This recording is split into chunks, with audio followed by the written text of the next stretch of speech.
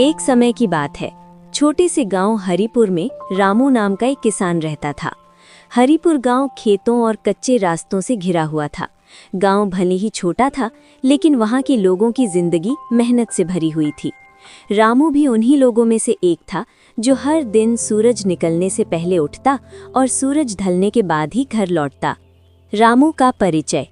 रामू की उम्र लगभग 45 साल थी। उसका शरीर दुबला था, चेहरे पर धूप और चिंता की लकीरें साफ दिखाई देती थी। उसके हाथ खुरदुरे हो चुके थे, जो सालों की मेहनत की कहानी कहते थे। उसके पास बहुत ज्यादा जमीन नहीं थी, सिर्फ 3 बीघा खेत। इसी जमीन से उसे अपने पूरे परिवार का पेट पालना था। परिवार की जिम्मेदारी। रामू के परिवार में उसकी पत्नी सीता, बेटा मोहन और गुड़िया थी। सीता एक समझदार और मेहनती महिला थी। वो घर का काम संभालती, जरूरत पड़ने पर खेत में भी हाथ बंटाती। रामू का सपना था कि उसके बच्चे पढ़ लिखकर उससे बेहतर जिंदगी जिएं। दिन की शुरुआत। रामू का दिन अंधेरे में शुरू होता था। मुर्गे की बांग सुनते ही वो उठ जाता, मुंह पर पानी डालता और सीधे पशुओं के बाड़े की ओर चला जाता। वो पहले गाय और बैलों को चारा देता।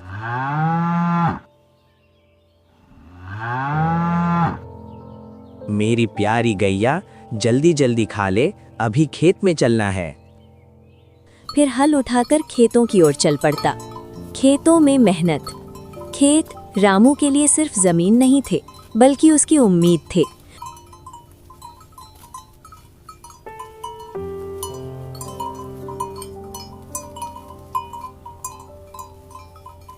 वो मिट्टी को हाथ से छूकर उसकी नमी परखता, फिर तय करता कि आज क्या काम करना है। कभी निराई, कभी गुड़ाई, कभी सिंचाई, हर काम वो खुद करता था। धूप और थकान। तेज धूप में रामू का पसीना धरती पर गिरता रहता। उसकी कमीज पूरी तरह भीग जाती, लेकिन वो रुकता नहीं था। वो जानता था, आज की मेहनत कल के खाने का इंतजाम है। किसान की चिंता। किसान की जिंदगी हमेशा आसान नहीं होती। कभी फसल खराब हो जाती, कभी बाजार में दाम गिर जाते। ऐसे समय रामू रात रात भर सो नहीं पाता। वो सोचता, बच्चों की पढ़ाई कैसे चलेगी, घर का खर्च कैसे निकलेगा।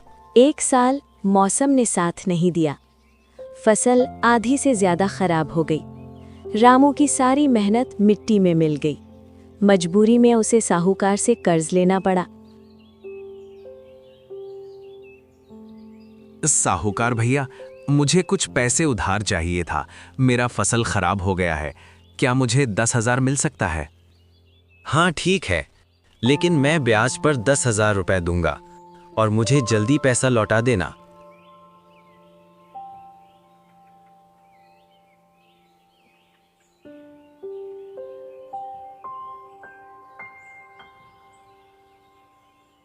रामू, मेरा पैसा किस दिन देगा?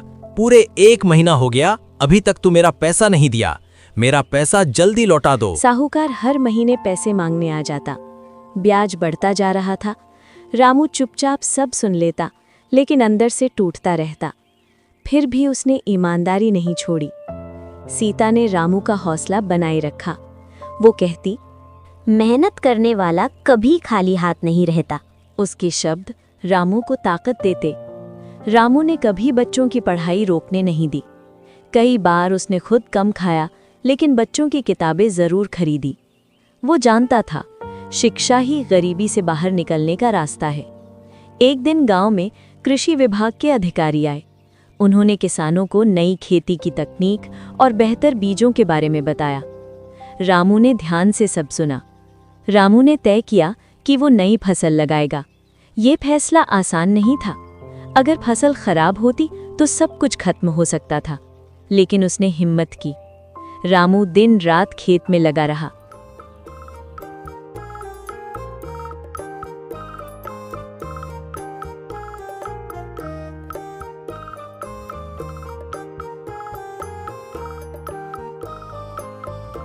वो हर पौधे की देखभाल करता, पानी समय पर देता और खरपतवार हटाता।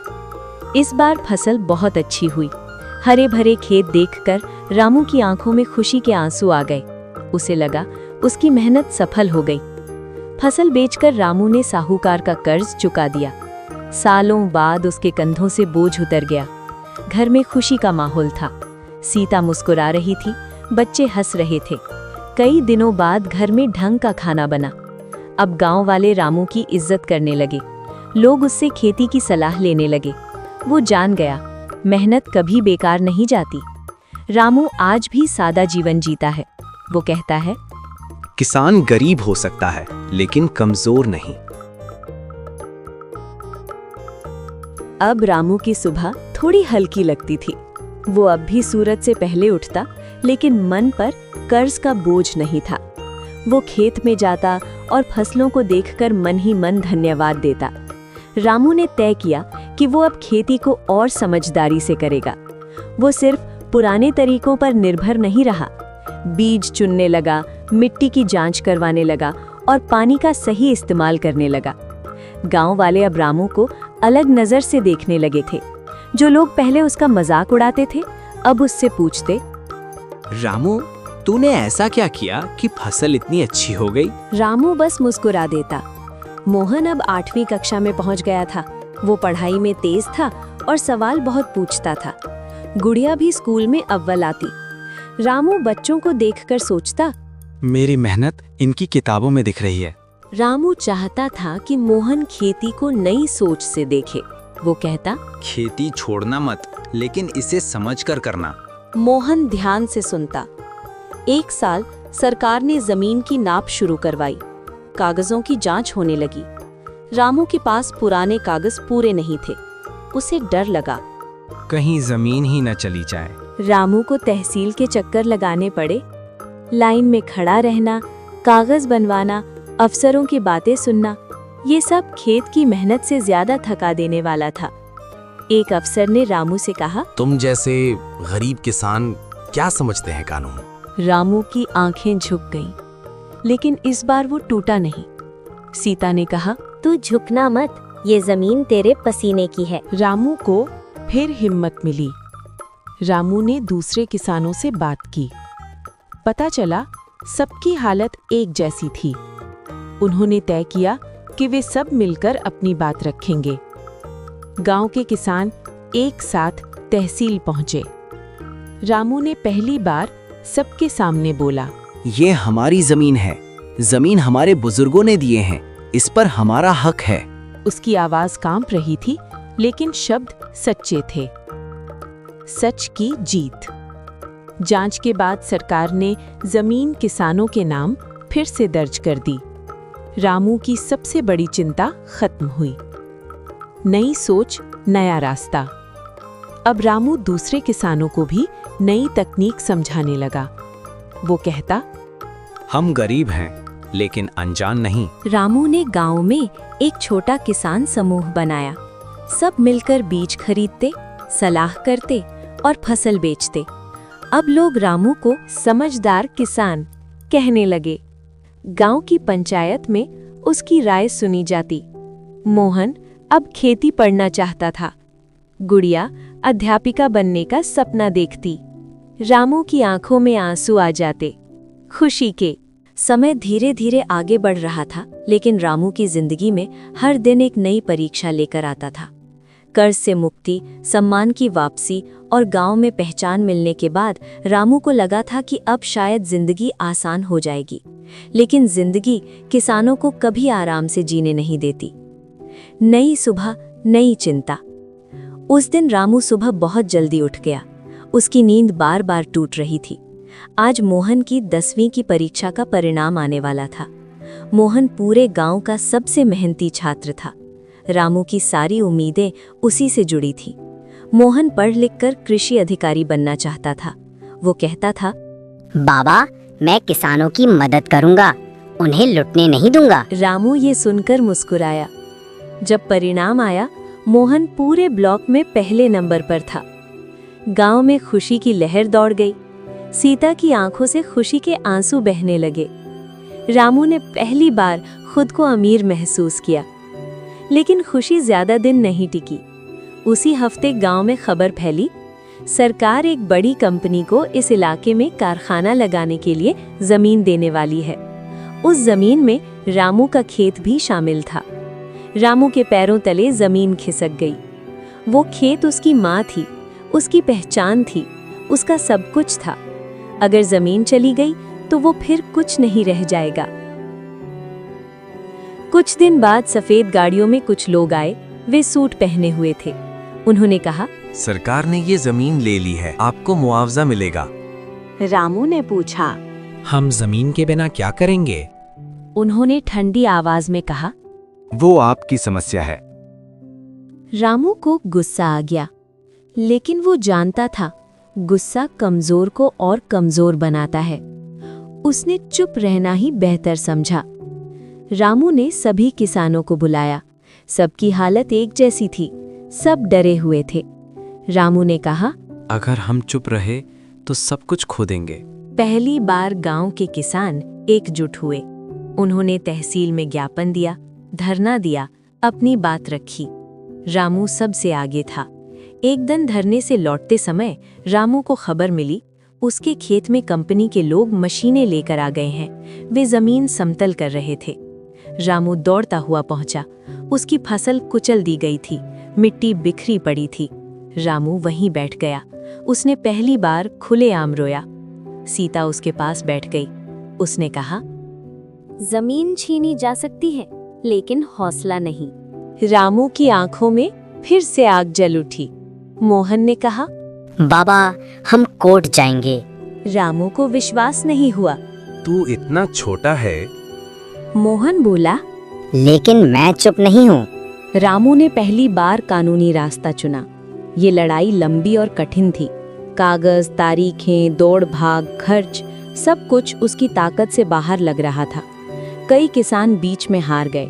उन्होंने जमीन बेच दी। रामू अकेला पड़ता जा रहा था। रामू ने कहा, अगर मैं गिर गया तो मेरे बच्चों का भविष्य भी गिर जाएगा। कई महीनों की लड़ाई के बाद कोर्ट ने आदेश दिया, बिना पूरी सहमति जमीन नहीं ली जा सकती। रामू फूट फूट कर रो पड़ा। ये उसकी जिंदगी की सबसे बड़ी जीत थी। अब रामू सिर्फ किसान नहीं था, वो एक आवाज था। रामू की जीत सिर्फ उसकी अपनी नहीं थी, वो पूरे गांव की जीत बन गई थी। जिस दिन कोर्ट का फैसला आया, उस दिन हरिहरपुर गांव में जैसे दीपावली मनाई गई। लोगों ने पहली बार महसूस किया कि किसान भी अपनी किस्मत खुद बदल सकता है। नई सुबह, नई सोच। अब गांव की सुबह पहले जैसी नहीं रही। पहले लोग डरे सहमे रहते थे, अब उनकी आंखों में हिम्मत थी। लोग एक दूसरे से कहते, अगर रामू कर सकता है तो हम क्यों नहीं। रामू ने महसूस किया कि ये सही समय है कुछ बड़ा करने का। उसने गांव के सभी किसानों की बैठक बुलाई। वो बोला, अब हमें सिर्फ खेत में नहीं, दिमाग से भी खेती करनी होगी। लोग ध्यान से सुन रहे थे। रामू और मोहन ने मिलकर गांव में एक छोटा सा कृषि प्रशिक्षण केंद्र शुरू किया। यहाँ किसानों को बताया जाता, सही बीज कैसे चुनें, पानी की बचत कैसे करें, जैविक खेती कैसे करें, मंडी में सही दाम कैसे लें। धीरे धीरे पूरा गांव सीखने लगा। पानी की समस्या का हल। हरिहरपुर में सबसे बड़ी समस्या थी पानी। गर्मियों में कुएं सूख जाते थे। रामू ने सरकारी योजना के बारे में पता किया। गांव में पहली बार तालाब खुदवाया गया। लोगों ने आपस में मिलकर श्रमदान किया। अब किसान अंधे की तरह एक ही फसल नहीं बोते थे, वे अलग अलग फसलें उगाने लगे। किसी ने सब्जी, किसी ने दाल, किसी ने फल। गांव की आमदनी धीरे धीरे बढ़ने लगी। रामू ने देखा कि असली बदलाव तभी आएगा जब बच्चे पढ़ेंगे। उसने गांव में एक छोटी सी लाइब्रेरी खुलवाई। मोहन वहां बच्चों को पढ़ाता, गुड़िया लड़कियों को पढ़ने के लिए प्रेरित करती। पहले लड़कियों को ज्यादा पढ़ाया नहीं जाता था, लेकिन अब लोगों की सोच बदल रही थी। गुड़िया ने खुद उदाहरण बनकर दिखाया। वो स्कूल में हमेशा अव्वल आती। धीरे धीरे कच्चे घर पक्के होने लगे, रास्तों पर खड्डे कम होने लगे। सरकार ने गांव में एक प्राथमिक स्वास्थ्य केंद्र भी खुलवाया। सबसे बड़ा बदलाव था एकता। अब कोई किसान अकेला नहीं था। अगर किसी की फसल खराब होती तो सब मिलकर मदद करते। अगर किसी को बीमारी होती तो पूरा गांव साथ देता। रामू की नई पहचान। अब रामू सिर्फ किसान नहीं था, वो गांव का मार्गदर्शक बन गया था। लोग उसे रामू भैया कहने लगे। एक दिन रामू खेत में बैठा डूबते सूरज को देख रहा था। सीता ने पूछा, क्या सोच रहे हो? मैं सोच रहा हूँ, अगर हर किसान जाग जाए तो ये देश बदल सकता है। अब हरिहरपुर पहले जैसा नहीं रहा। वहां डर नहीं, हिम्मत थी। वहां गरीबी थी, लेकिन आत्मसम्मान भी था। हरिहरपुर गांव अब बदल चुका था। लोगों की आंखों में डर नहीं, हिम्मत थी। और इस बदलाव की जड़ में था एक साधारण किसान रामू। लेकिन जिंदगी हमेशा सीधी रेखा में नहीं चलती। जब सब कुछ ठीक लगने लगता है, तभी कोई नई परीक्षा सामने आ जाती है। सुबह रामू खेत में हल चला रहा था। धूप हल्की थी, हवा ठंडी। मोहन दूर खड़ा उसे देख रहा था। उसके मन में बहुत दिनों से एक बात चल रही थी। मोहन अब 12वीं पास कर चुका था। उसके शिक्षक ने कहा था, तुम्हें शहर जाकर आगे पढ़ना चाहिए। मोहन का सपना था कृषि इंजीनियर बनने का। वो चाहता था कि वो खेती को नई तकनीक से जोड़ सके, लेकिन वो जानता था शहर जाना आसान नहीं। शाम को मोहन ने रामू से कहा, बाबा, मैं शहर जाकर पढ़ना चाहता हूँ। रामू चुप हो गया। रामू को खुशी भी हुई और डर भी। खुशी इसलिए कि उसका बेटा आगे बढ़ना चाहता था, डर इसलिए कि शहर बड़ा था और वे बहुत छोटे। सीता ने धीरे से कहा, अगर हम अपने सपनों को खुद ही रोक देंगे तो वे कभी उड़ नहीं पाएंगे। रामू ने गहरी सांस ली। उस रात रामू सो नहीं पाया। उसे लगा जैसे उसका दिल 2 हिस्सों में बट गया हो। एक हिस्सा बेटे को रोकना चाहता था, दूसरा उसे उड़ने देना। अगली सुबह उसने मोहन से कहा, जा बेटा, लेकिन कभी अपनी मिट्टी मत भूलना। मोहन की आंखों में आंसू आ गए। मोहन पहली बार बस में बैठा और दिल में हजारों सपने। रामू उसे बस स्टैंड तक छोड़ने गया। बस चल पड़ी। रामू वहीं खड़ा रहा जब तक बस दिखाई देती रही। घर लौटते समय रामू को सब कुछ खाली लग रहा था। मोहन की आवाज, उसकी हंसी, सब गायब था। खेत भी उसे उदास लग रहे थे। उसी साल बाजार में फसल के दाम अचानक गिर गए। किसानों को बहुत कम पैसा मिलने लगा। रामू को लगा ये फिर से एक बड़ी परीक्षा है। गांव वालों की चिंता।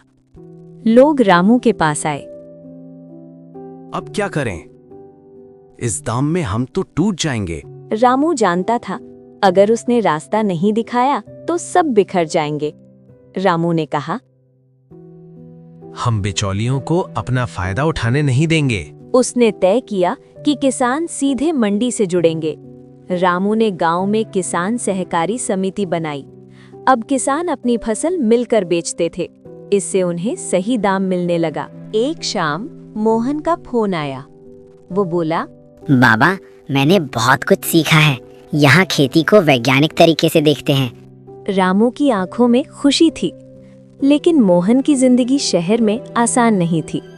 छोटा कमरा, कम पैसा, ज्यादा पढ़ाई। कभी कभी वो थक जाता, लेकिन उसे बाबा की मेहनत याद आ जाती। रामू हर बार मोहन से कहता, अगर खेत में बीज धूप सह सकता है तो तू भी सह सकता है। मोहन मुस्कुरा देता। उधर गांव में कुछ बड़े व्यापारी आए। वे किसानों की जमीन खरीदना चाहते थे। लालच दिया, बहुत पैसा मिलेगा। कुछ लोग डगमगा गए। अगर जमीन बिक जाती तो पूरा गांव मजदूर बन जाता। रामू को समझ आ गया, ये सबसे बड़ी लड़ाई है। रामू ने घर घर जाकर लोगों को समझाया।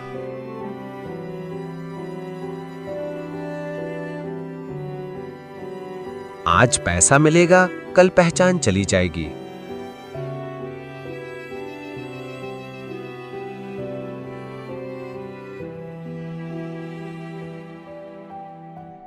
आज पैसा मिलेगा, कल पहचान चली जाएगी। कुछ लोग मान गए, कुछ नहीं। कुछ किसान जमीन बेच बैठे। रामू को बहुत दुख हुआ। उसे लगा जैसे उसकी मेहनत टूट रही हो। उसी समय मोहन गांव लौटा, छुट्टी में। उसने देखा कि गांव फिर संकट में है।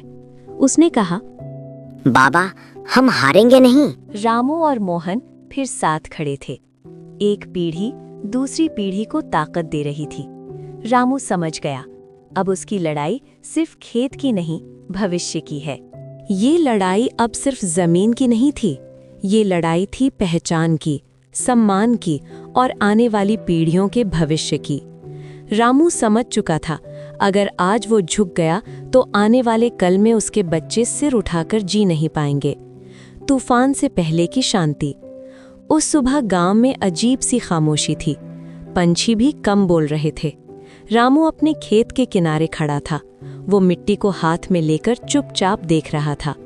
उसे लग रहा था जैसे ये मिट्टी उससे कुछ कह रही हो। मुझे मत छोड़ना,